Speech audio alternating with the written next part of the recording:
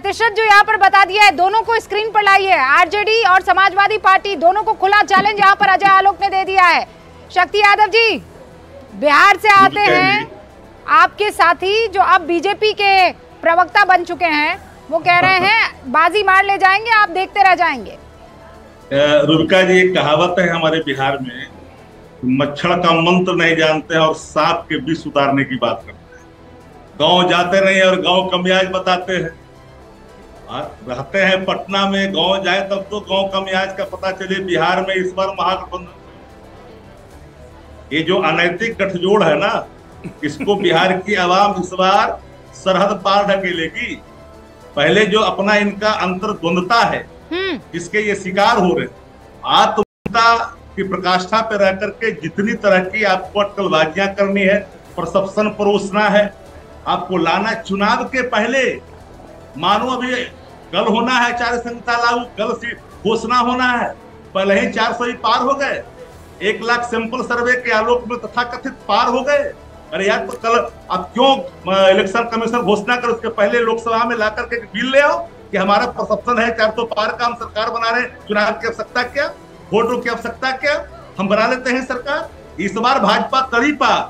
बिहार में तो कम से कम मैं चुनौती के साथ करता हूं कि भारतीय जनता पार्टी का कोई भी षड्यंत्र यहाँ चलने वाला नहीं है। इनके पास न नेता है न नियत है, ये तो पिछलगुआ है कि सब सदैव पिछलगुआ वाला काम किए यहाँ कि पतलून पकड़ कर राजनीति। अब इसका तो जवाब लेना पड़ेगा, इसका जवाब तो अजय आलोक से लेना पड़ा है, लेना ही पड़ेगा। अजय आलोक जी 30 सेकंड में जवाब दीजिए।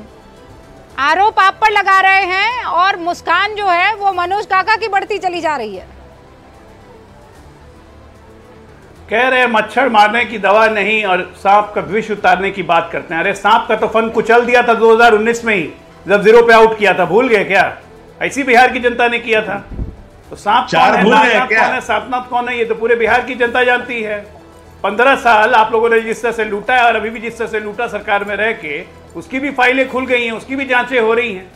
और जब मैं ये कह रहा हूँ 400 पार, उस पर आप बौखला गए, उस पर आप बौखला गए कि बीच में संसद में ले आते, संसद में ये बौखलाहट है। सुनिए ना, ये बौखलाहट। शक्ति जी, आलोक जी, आप दोनों को मैं पूर्ण मौका दूंगी ना, पूरा मौका दूंगी। एक एक करके अपनी बात रखिए ना, जनता सुनना चाहती है आप क्या कह रहे हैं। आप दोनों ने अपनी बात रख ली है, हमारे साथ मनोज काका भी। मनोज काका, चैलेंज तो आपको भी किया है, मुझे ये बताइए अब की बार 400 बार या फिर अब की बार आप लोग बाजी मार ले जाएंगे?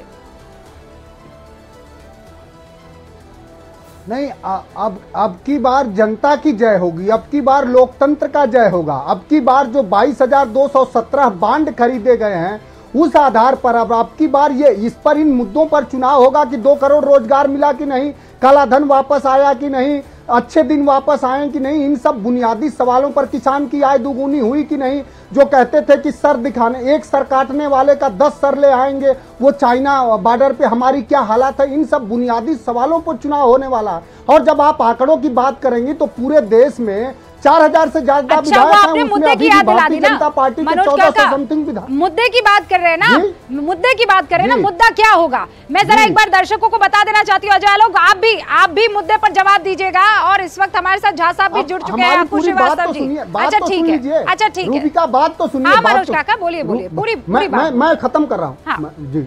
मैं बात एक वो जो बात है ना कि तेरे पैरों के नीचे जमीन नहीं, कमाल है तुम्हें फिर भी यकीन नहीं, और मैं बेपनाह अंधेरों को सुबह कैसे कहीं। मैं इन नजारों का अंधा तमाशबीन नहीं। जो सरकार 2014 के बाद पूरा देश जानता है कि 2014 के बाद लगातार बिहार में हारे, दिल्ली में हारे, 9 राज्यों में जहां भारतीय जनता पार्टी हारी, ये रिपोर्ट है कि 9 राज्यों में उसने सरकार खरीदा। वो सरकार ये कहती है, आप कह रहे हैं जिनके पैरों के नीचे जमीन नहीं और उनको बड़ा गुमान है, पर ये सर ये 2धारी तलवार है, ये आपके लिए भी इस्तेमाल हो जाएगी, ये शेर आपके लिए भी इस्तेमाल हो जाएगा, मत भूलिए आप। अब एक बार मुद्दा, चूंकि आपने मुझे याद दिलाया, मुद्दा एक बार दर्शकों को बता देना चाहती हूँ।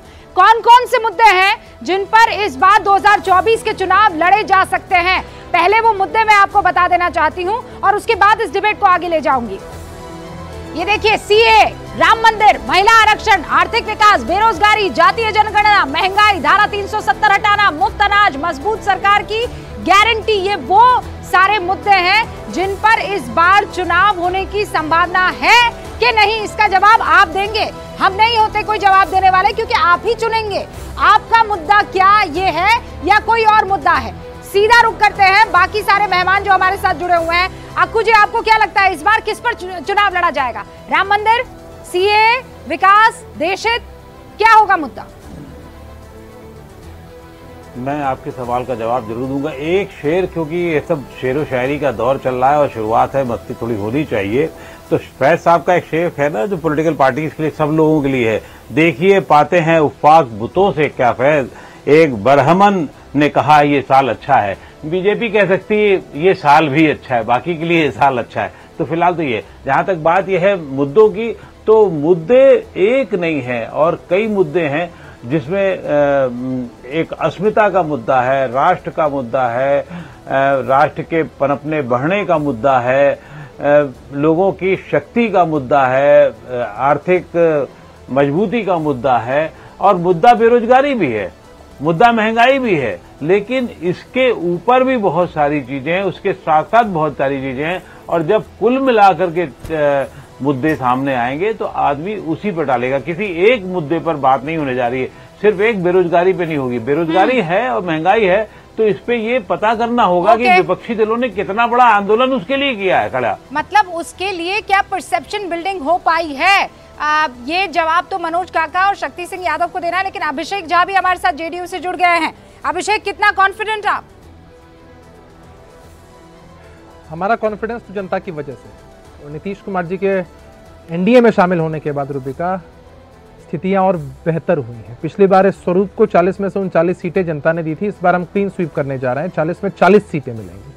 और हमारा ऐसा मानना है कि परीक्षा की तैयारी नहीं की जाती है, परीक्षा के लिए हमेशा तैयार रहा जाता है। चुनाव की तारीखों का ऐलान होगा, हम हमेशा जनता के बीच रहते हैं, पूरी तरीके से तैयार रहते हैं। पर अभिषेक, जो लोग भ्रम में हैं, आपके तो सब्जेक्ट ही बदल जाते हैं ना, परीक्षा तो आपको देने पड़ती है। कभी आपका सब्जेक्ट होता है बीजेपी, कभी सब्जेक्ट बदलकर आरजेडी हो जाता है, फिर बदलकर बीजेपी हो जाता है। आपके लिए तो बहुत टफ सिचुएशन है। एकदम टफ नहीं रूबिका जी, हमारे साथ परीक्षा देने वाले लोग बदल जाते हैं। हमारा सब्जेक्ट विकास रहा है, न्याय के साथ विकास का एजेंडा शुरू से है, जनता के साथ जो हमारा कमिटमेंट है, साथ निश्चय पार्ट 1 पार्ट 2 के माध्यम से, वो तो सीट शेयरिंग क्यों नहीं हो पाई है? कभी नहीं बदलता। कहाँ मामला अटक रहा है? क्यों अटकेगा मामला? और किसने कहा कि सीट शेयरिंग नहीं हो रही है? आप तक खबरें नहीं पहुंची है ना, बहुत जल्दी आप तक भी खबरें पहुंच जाएंगी। उनसे पूछिए ना जिनके यहाँ इतनी नूरा कुश्ती है, एक दूसरे के खिलाफ इतनी बयानबाजी और बातें बड़ी बड़ी। 2 लाइनें मैं भी कह देता हूँ कि आईना जब भी उठाया करो, पहले देखा करो फिर दिखाया करो। तो हमारे कुनबे के खिलाफ बोलते बोलते पहले सोचना चाहिए इनको कि किस नूरा कुश्ती के साथ ये चुनाव लड़ने जा रहे हैं। जरा बताइए ना कि आम आदमी पार्टी और कांग्रेस पार्टी जब चुनाव लड़ रही होगी तो ये लोग पंजाब में एक दूसरे के खिलाफ बोलेंगे, फिर दिल्ली में आते ही एक दूसरे के साथ हो जाएंगे, फिर गुजरात में साथ रहेंगे। तो ये किस प्रकार का गठबंधन है? हमने कई बार सुना है। नहीं, पर गठबंधन का पेच आपका यहाँ बिहार में भी फंसा हुआ है, वहाँ महाराष्ट्र में भी फंसा हुआ। और मैं केवल आपकी बात नहीं कर रही हूँ, एनडीए की बात नहीं है, इंडिया अलायंस के साथ भी यही परेशानी है। शक्ति जी, आईना उठाइए, देखिए वो सारे जो आपको शेरो शायरी में उलझाने की कोशिश की है, और सवाल ये कर रहे हैं कि आप अपना देखिए ना, आपकी सीटें काहे शेयर नहीं हो पा रही अब तक? सब इतना भला चंगा है तो फिर दे दीजिए ना सीटें, खत्म कीजिए मामला। रूबिका जी, अब देश के एक ऐसे एंकर हैं जो हर सवालों पर, हर विषयों पर आपकी नजर होती है। सवाल परसेप्शन आप क्रिएट कर सकते हो, लेकिन हकीकत का सामना तो चुनाव में करना पड़ेगा। हकीकत है नौजवान के रोजगार का, जिसने बिहार ने एक नजीर पेश, 17 महीना बनाम 17 साल। तेजस्वी जी की इच्छा शक्ति, उसको हमने स्थापित किया सामने। और जहाँ किसान लाचार है, आम आदमी परेशान है, जहाँ महंगाई से, जहाँ आप जानते हैं कि बैंकों की हालत खास्ता है। 70 वर्षों में जो कर्ज देश पर नहीं हुआ, उससे दुगना से ज्यादा इस देश पर कर्ज इनके 10 वर्षों में। नहीं, पर इन सवालों को लेकर मामला कहाँ फंसा हुआ? मुद्दे तो सबको समझ